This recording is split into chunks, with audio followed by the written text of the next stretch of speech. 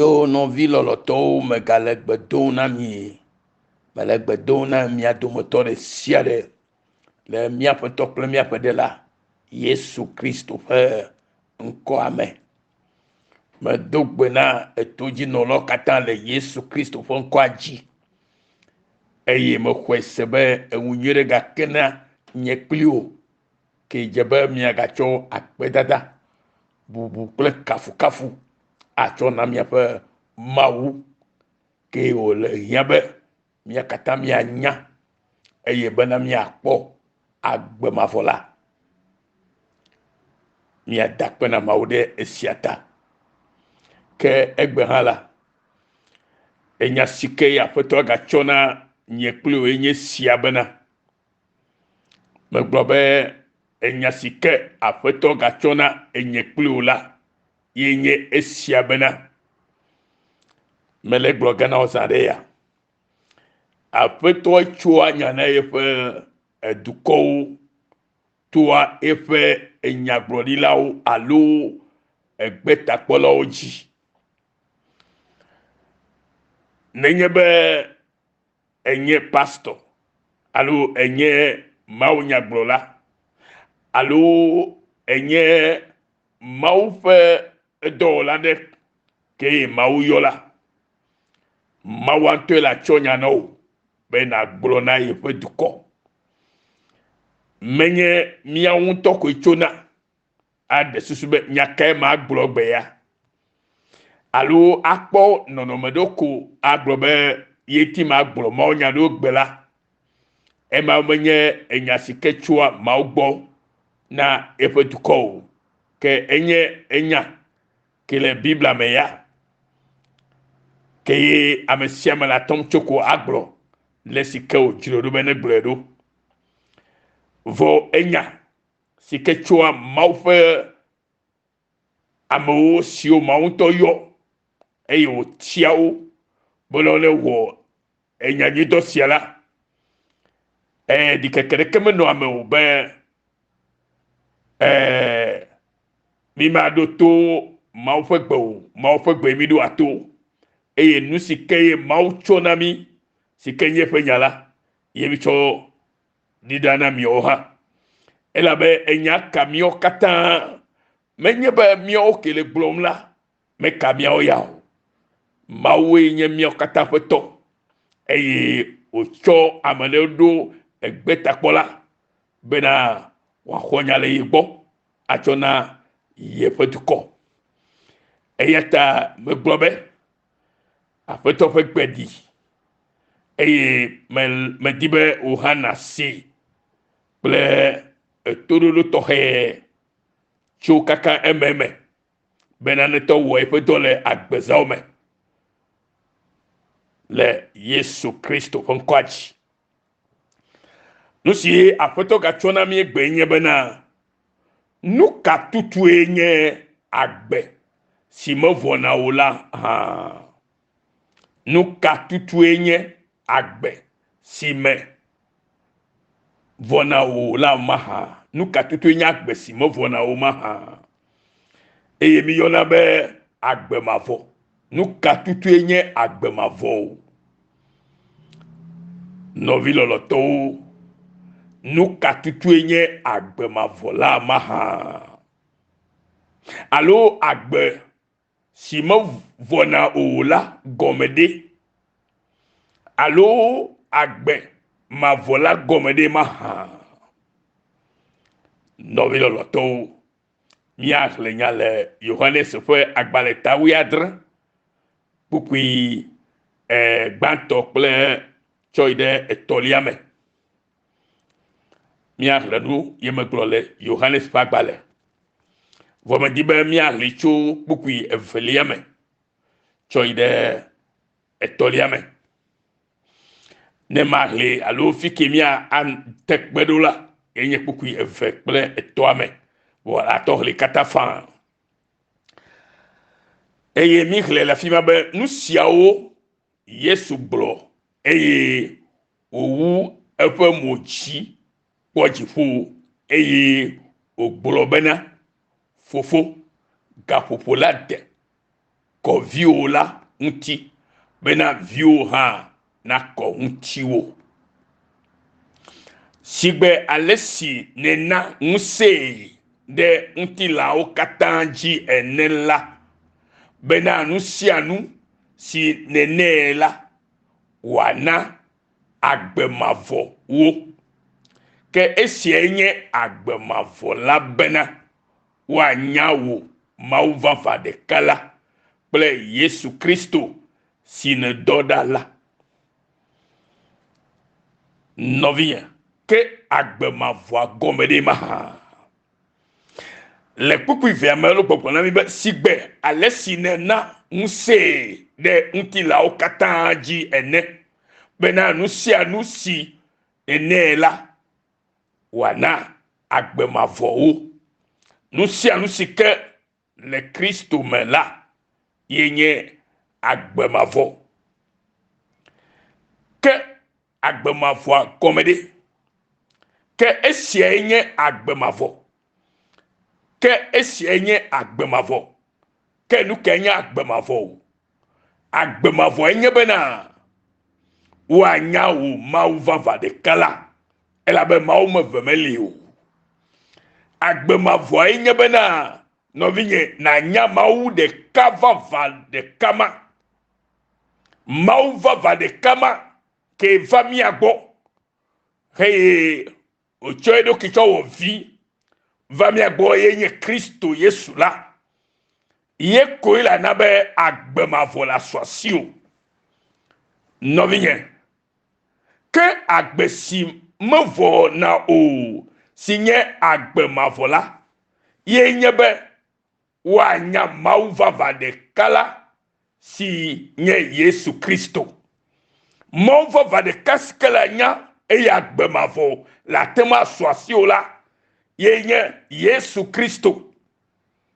Egɔme koe nye be Yesu Kristo ye nye Mawu vava ɖeka la ma si ke mianya eye miaxɔ esi dzedze tso ya ma gbɔ leke bena agbemavɔ ne si ke wotsɔ va na mi la ne na su mia si. Elabena Biblia gagblɔ na mi be ke mienye bena Mawu ƒe vi la va eye wòna gɔmesese mi bene mianya nyateƒetɔ la eye miele nyateƒetɔ la me le via Yesu Kristo me. Esia nye Mawu vava la kple agbemavɔ la. Yesu Kristo ye nye Mawu vava la, ye ke nye agbemavɔ la. Yohanes ƒe agbalẽgbãtɔ tamatɔ kuku bla vele nyama gblɔ la nye kpli o. Nu ka tutue o hia be nanya le fia o.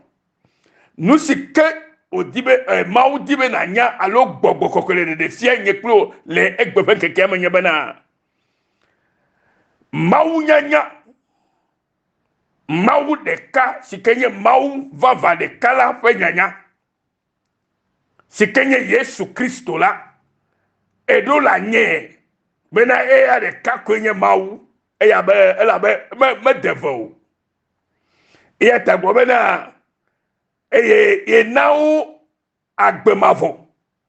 Agbemavɔ la ele Kristo Yesu me na mi. Agbema mevɔna o. Agbe si mevɔna o ye wònye. Eye kape na tema kpɔe la, Kristo me ye wòle na nye kpli o. Eya ta Yesu va ɖo be yeava eye wòva hã tsɔ eɖokui tsɔ wɔ dɔ sia ɖe nye kpli ta bena nanya eya ma. Mawu nyanya si nye agbemavɔ la, ye dze be natemu anya ne agbemavɔ na sɔ si o. Agbe ye nye Mawu le nye kpli me gblɔ ne koko ye be gale kpetem ɖe dzi. Agbe ke le nye kpli me la ye nye Mawu. Ye ta yɔ be Mawu. O me wɔa Mawu o. Ye nye agbemavɔ, agbe si me vɔna o. Eya ta ne nye be mauma nenyela kenye Kristo Yesu ye huela kena nyabe agbema kenye agbe simo vona o eye mi yona be agbema vola kena nyabe eswasio le Yesu Kristo yi hose me. Praise the Lord. Ela be Biblia gbre na mi nyire bena ale afeto gbre enye si enunyala megafo adegbelefe nunyanwu o nunyakanwu o nto nunyawu megafo adegbele be nyanu o museto ha megafo adegbelefe musenwu be muserele si o ela be musekatato yenye Kristo de ka eye anunya kelanya yenye be na nya mau sikenya mau de kama kenye Kristo Yesu bena nunya leto swasio eye tae Biblia go bena ale afeto gblo enye si nunya la megafo adegbele efe nunya wu o museto megafo adegbele efe musenwu o ela be musere kamle nye klo si o mau to enye musia katan eye kesino to megafo adegbele efe kesino nuwu o kesino toa yenye mau Alléluia. Que nous kao dicho mi agbo bene na tenye mau na kwa agbe mavola ke bon amesi kebe ya fo adegbela ne fo adegbebe gome sese felunya suyesi eye ye jesim be nyenye afeto mau sinye mau si mie yobe agbela amesime amenuveve evondodro ple jojo nyenye le anyigbaji elabena nusiawe nyua enwunye afeto nyenye mau ye gbloe oto na le Yeremia fe agbaleta masideke pour que bla voto tu de bla voler amen mau yenye agbe sikenye agbe mavoa ke oto tenye kple o me tso gome jejia eye ke agbe afodila le ye to fe lolo nunulo eye o gatova mi agbore be yaga defia be yenye mau ke mi do la jesi mi anya bena agbe anenye mavona no mi eme ne entila ya gba gble hala agbe la ma kupo gbere o ala ga po no fe ke yo cho vala yeta o yo be agbe mavoro yeta agbe mavola yenye maunyanya ye anya Kristo le nya tepeme to emotion dila ke na yabe agbe mavo suesi agbe mavo ke nye jipo fiarfiabe nono pa gbela esu asio esla su nye klosi esu mia klosi ela be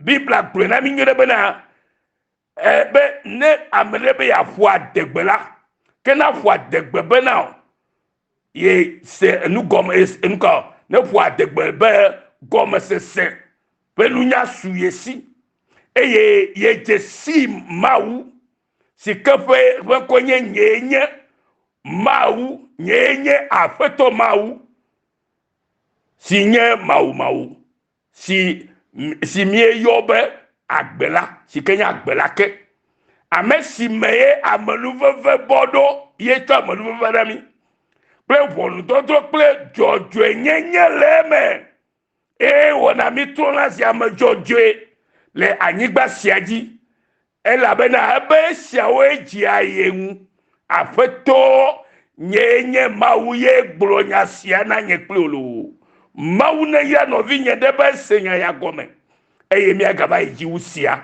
aga de gome nye na mi wuleke ya be mi ase gome nye benade agbema avo popola yenye Kristo khokhore amefa gbeme eye Kristo ye kwela gbomla magawo maganu agbe nyama o ɛwɔ amedzɔdze to eƒe amenuveve me eye wòdo ʋɔnu abosam vɔ xoxo do ŋgɔ na eyiyi si ke le vava elabe eɖu edzi vɔ eya ta be di be akpɔ dzɔdzɔnyenye le anyigba dzi be akpɔe le anyigba dzi le amewo siwo katã xɔ ye dzi se la me eye yaƒetɔ numa dzia ye nue ma nu bubu aɖeke medze aƒetɔ nu o esia koe dzia nue ya le Yesu Kristo ƒe ŋkɔme oyɔ geɖe be se gɔme Mawu ne kpe ɖe nye kpli ŋuti ne kasi ŋutiwo ne kasi dzi ŋuti bena bɔbɔ ɖokuiwo natɔ se nya ya gɔme agbɔgbɔ kɔkɔe ne kpe ɖe ame ɖe ŋuti gaƒoƒo ya me bena tɔ se nya ya gɔme ne awɔ tiatia vava la na agbemavɔ kpɔkpɔ lu le Yesu Kristo ƒe ŋkɔa dzi amen nɔviwo Yesu nyo oyira Mawu lolo avɔdziɖula ƒe egbeɖegbase tso True Forgiveness Mission Australia na me sia me lo eyi za ɖe nɔvi Mawu ne yɔ geɖe amen.